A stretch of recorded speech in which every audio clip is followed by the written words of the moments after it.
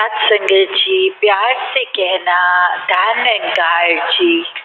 भोपाल के इस प्रांगण में सभी संत आज इकट्ठे होके सत्संग का आनंद ले रहे हैं। जो कुछ भी श्रवण कर रहे हैं उनको अपने जीवन में उतारने के लिए, ताकि ये जिंदगी सवर जाए। और अनेकों महापुरुषों ने भी आज बार बार यही संदेश दिया कि अगर मानव के शरीर में आए हैं तो वो शरीर प्राप्त करने का जो उद्देश्य है कि अपनी पहचान असली जो है ये परमात्मा, इसको पहचान ले, ताकि खुद का भी पता चल जाए कि हम सिर्फ शरीर नहीं हैं। हम ये शरीर ने जब खत्म हो जाना है तो ये आत्मा ने इस परमात्मा का अगर पता है तो इसी में मिलना है, इसी से आए हैं। तो कैसे हमने पल पल इस परमात्मा के ध्यान में रह के हर कार्य जब करते जाते हैं तो सही मायने में वही भक्ति है, क्योंकि ये एहसास इस परमात्मा, इस निराकार का हर समय होता है। तो हर पल ये भक्ति करनी संभव होती है। भक्ति कोई ऐसी मुश्किल चीज की तरह नहीं कि हमें कोई घर बार छोड़ना है, अपने आप को आइसोलेट करना है संसार से, तभी भक्ति पॉसिबल होगी। नहीं, भक्ति तो अपनी सोसाइटी में रह के, अपने घर बार में रह के ये भक्ति करनी इतनी सहज हो जाती है जब हर पल हम परमात्मा के एहसास में कार्य कुछ भी करें तो वो कार्य निश्चिंत ही हमारा बहुत ही अच्छा कार्य होगा। फिर वो किसी को कष्ट नहीं पहुंचाने वाला कार्य होगा, क्योंकि ये एहसास कि परमात्मा तो हर समय साथ है और ये जो नज़र परमात्मा की हर समय हम पे है। तो जिस तरह एक स्कूल का भी उदाहरण जब हम देखते हैं कि जब बच्चों को पता होता है कि ये टीचर बार बार एग्जाम के समय घूम रहे हैं तो वो बच्चे भी फिर चीटिंग नहीं करते, वो नकल नहीं करते, क्योंकि पता है टीचर की नज़र हमेशा सामने है। उसी प्रकार ये परमात्मा का जब पता है हर समय ही देख रहा है तो फिर वो गलत कार्य भी नहीं उस प्रकार होते। कैसे हम जीवन में जब कुछ भी कर रहे होते हैं हमें ये एहसास, ये चेतनता, ये दातार की बख्शिश के बाद जो आ जाती है। जैसे कोई छोटे कार्य में भी हम देखते हैं कि अगर हमें पता है आग जल रही है तो उस आग में हम हाथ नहीं डालते, क्योंकि पता होता है डालेंगे तो अपना हाथ जल जाएगा। तो कैसे हमने ये चेतनता छोटे लेवल को अगर हम बड़े विस्तार में भी सोचेंगे तो हर पल एक इंसान के पास वो चेतन होने के लिए एक चॉइस भी दी गई है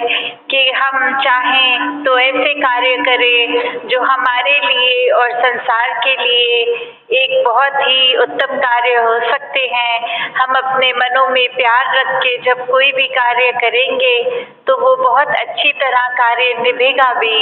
और वहीं एक चॉइस ऐसी है कि हम अगर चेतनता, जैसे हम पढ़ते भी हैं कहीं सड़कों पे कि ये चेतन नहीं होंगे तो एक्सीडेंट हो जाएगा, ये अलर्ट नहीं होंगे तो कोई ऐसी दुर्घटना हो जाएगी। तो वही चेतनता अगर हम जीवन में भी अपने डालते हैं तो हर कार्य इस तरह हो जाता है जैसे वो कार्य में कोई एफर्ट ही नहीं हो। जैसे वो अगर रोटी भी हमारे सामने होती है तो जब उसकी गिराई तोड़ के मुंह में डालते हैं तो कब चबाते चबाते वो रोटी घुल के शरीर में चली जाती है, वो इतना सहज। तो उसी प्रकार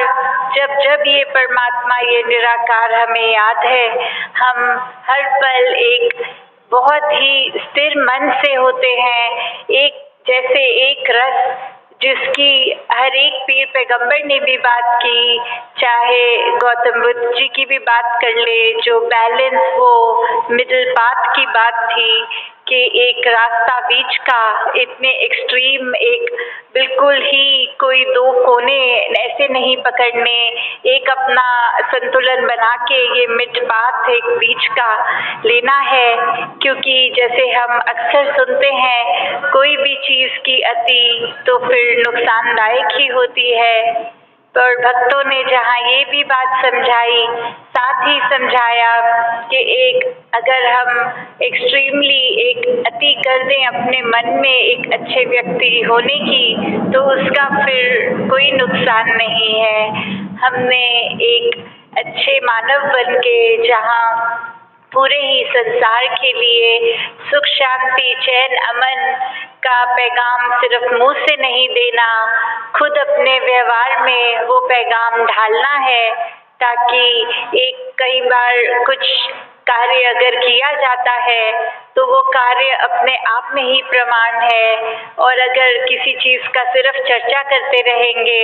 तो वो चर्चा इतनी अच्छे से समझ नहीं आती जितना देखकर सामने। उसी प्रकार जैसे उदाहरण के तौर पे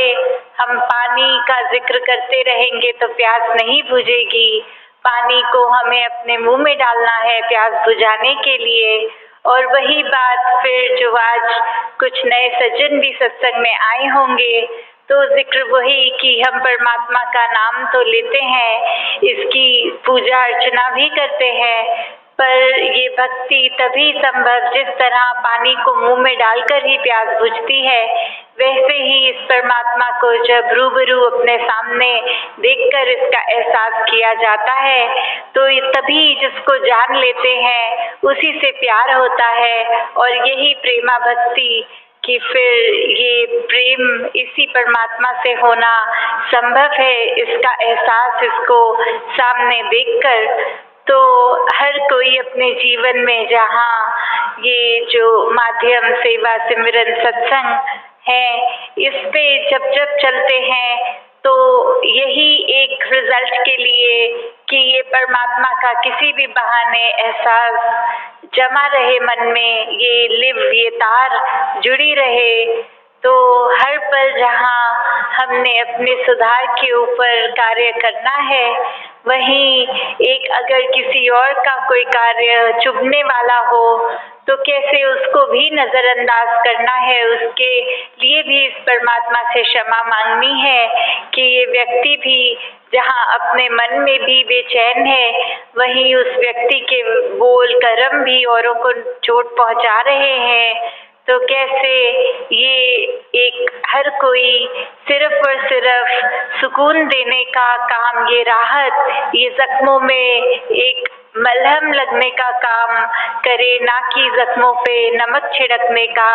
किसी की बुराइयां जब देख भी ली तो उसको एक पॉइंट आउट ना किया जाए, वो बुराइयां तो हर एक में किसी ना किसी प्रकार की हैं। तो कैसे हमने सिर्फ और सिर्फ जहाँ दूसरों की अच्छाइयाँ देखनी है, उसी प्रकार जैसे एक अगर गुलाब की बात देखी जाए फूल की, तो वो फोकस करता है कि कैसे वो कलियां खिल जाए, वो खुशबू, वो रंग, ना कि वो उस पे फोकस करते हैं कि हमारे शरीर में तो कांटे भी लगे हैं। वो गुलाब में तो बस फिर वो सुगंध देने का ही काम करना है। इसी प्रकार हमने भी जहाँ सिर्फ अपने अंदर झांक कर वो अच्छे गुण अपने अंदर के भी और तराशने हैं, वहीं आसपास अक्सर घर में भी किसी न किसी की कोई व्यवहार की बात अच्छी नहीं लगती, कोई बोल अच्छे नहीं लगते, कैसे फिर वो भी नज़रअंदाज करते हुए, क्योंकि हर एक में अगर कुछ अवगुण है तो बहुत सारे गुण भी हैं, तो हर एक के गुणों पे ही फोकस करें ताकि हमारी नज़र भी अच्छी रहे और मन भी हमारा एक शीतलता ही एक एहसास शीतलता का करे। तो जहाँ हर कोई संत ने युगों युगों से यही फरमान दिया है कि हम एक अगर परमात्मा के अंश हैं, अगर हम सच में ये डिवाइन बीइंग्स हैं, तो वो डिविनिटी हर एक में रिफ्लेक्ट करनी चाहिए। एक अंदर से हमारे जो परमात्मा है वो दिखे, क्योंकि इस जीवन में जब आते हैं तो अपने भौतिक जीवन में, अपनी रिस्पॉन्सिबिलिटीज में, कामकाज में अक्सर हम ये परमात्मा को, इसका स्मरण करना भूल जाते हैं। वो एक मशीन, एक मैकेनिकली हर दिन को ऐसे जीते जाते हैं कि ये काम ही सब कुछ है। पर अगर एक सेकंड थोड़ा ठहर के सोचें कि ये शरीर ने तो कभी खत्म हो जाना है, तो कैसे हमने जीते जी जो कार्य करने के लिए आए थे, इस परमात्मा को प्राप्त करना, और इसको प्राप्त करके फिर बाकी का जीवन खुद ब खुद बहुत सहज हो जाता है। फिर वो कार्य भी कार्य नहीं लगता, वो लगता है कि हम अपने लिए, समाज के लिए सेवा कर रहे हैं। तो कैसे मन में एक समर्पित भाव से सेवा जब की जाए तो ही वो एक असल मायने में हम संसार के लिए वरदान साबित हो रहे हैं। तो दातार से यही अरदास कि हर कोई जब इस दुनिया में आया है तो आके चला जाए, और जीते जी जब ये जिंदगी कैसी बीत रही है वो मुबारक जीवन हो, वो सिर्फ अपने ऊपर ही अपनी इच्छाओं की पूर्ति पे ना हो, वो पूरे ही संसार के लिए कुछ अच्छे कर्म किए जाए, इस तरह का जीवन हो। तो हर एक के लिए इस परमात्मा से यही अरदास कि निराकार सभी को जहाँ ये स्पिरिचुअल भी रखे, वहीं अगर संसार में जो कामकाज भी हैं उसको भी उस तरह से पॉजिटिवली किया जाए कि